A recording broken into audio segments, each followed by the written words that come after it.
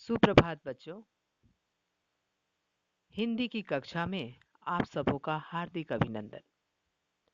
आज हम पुनः मधु कांकरिया रचित साना साना हाथ जोड़ी पाठ का अध्ययन करेंगे।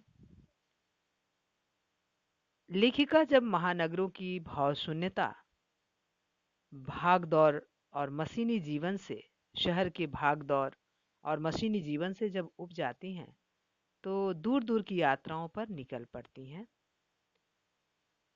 उन्हीं यात्राओं के अनुभवों को यात्रा वृत्तांत में शब्दबद्ध किया है।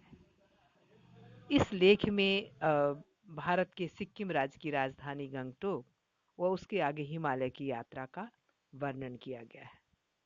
बच्चों, अब तक हम लोगों ने जाना कि लेखिका को रास्ते में कभी लॉन्ग स्टॉक पड़ा, जहां पर गाइड फिल्म की शूटिंग हुई थी।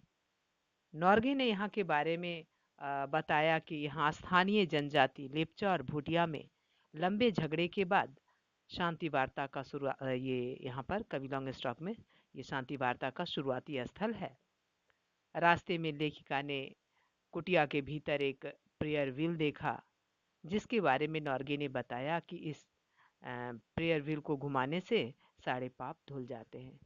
तब लेखिका ने महसूस किया कि मैदान हो या पहाड़, तमाम वैज्ञानिक प्रगतियों के बावजूद इस देश की आत्मा एक जैसी है। फिर लेखिका धीरे धीरे ऊंचाई की ओर बढ़ने लगी और हिमालय उन्हें अपने विराट रूप में दिखाई दे रहा था। चलिए आगे पाठ का शेष भाग देखें। और देखते देखते रास्ते वीरान, संकड़े और जलेबी की तरह घुमावदार होने लगे। लेखिका जो जो ऊंचाई पर गई तो रास्ते एकदम निर्जन हो गए, लोगों का दर्शन नहीं हो रहा था। और संकरे संकरे मतलब संकीर्ण, नैरो और जलेबी की तरह घुमावदार होने लगे। हिमालय बड़ा होते होते विशालकाय होने लगा और फिर हिमालय धीरे धीरे देखते ही देखते अपने विशालतम रूप में लेखिका के सामने था। घटाएं गहराती गहराती पाताल नापने लगी, वादियां चौड़ी होने लगी, बीच बीच में करिश्मे की तरह रंग बिरंगे फूल शिद्दत से मुस्कुराने लगे। शिद्दत से माने अधिकता से, माने रास्ते में जगह जगह पर नाना प्रकार के फूल थे। उन भीमकाय पर्वतों के बीच, यानी उस विशाल पर्वतों के बीच और घाटियों के ऊपर बने शंकरे कच्चे पक्के रास्तों से गुजरते हुए यूं लग रहा था जैसे हम किसी सघन घर हरियाली वाली गुफा के बीच हिचकोले खाते निकल रहे हों। लेखिका को लग रहा था जो ये गुफा जो एकदम हरियाली से भरा हुआ है, वहीं पर वो जा रही हूँ। इस बिखरी असीम सुंदरता का मन पर यह प्रभाव पड़ा कि सभी सैलानी झूम झूम कर गाने लगे, सुहाना सफर और ये मौसम हंसी। मतलब इतनी सुंदरता वहां बिखरी पड़ी थी कि सभी सैलानी झूम झूम कर गाना शुरू कर दिया। पर मैं मौन थी, किसी ऋषि की तरह शांत थी। मैं चाहती थी कि सारे परिदृश्य को अपने भीतर भर लूं। लेखिका कह रही हैं कि वह ऋषि की तरह शांत थी, दृश्य को देखकर एकदम मौन हो गई थी और चाह रही थी कि सभी दृश्य को वह अपने अंदर समेट ले, उस सुंदरता को अपने अंदर समाहित कर ले। पर मेरे भीतर कुछ कुछ बूंद पिघलने लगा था। लेकिन लेक पर मेरे भीतर कुछ कुछ बूंद बूंद पिघलने लगा था। लेखिका को लग रहा था कि अंदर ही अंदर कुछ पिघल रहा है। जीभ की खिड़की से मुंडकी निकाल निकाल कर मैं कभी आसमान को छूटे पर्वतों के शिखर देखती, तो कभी ऊपर से दूध की धार की तरह झरझर गिरते जलप्रपातों को।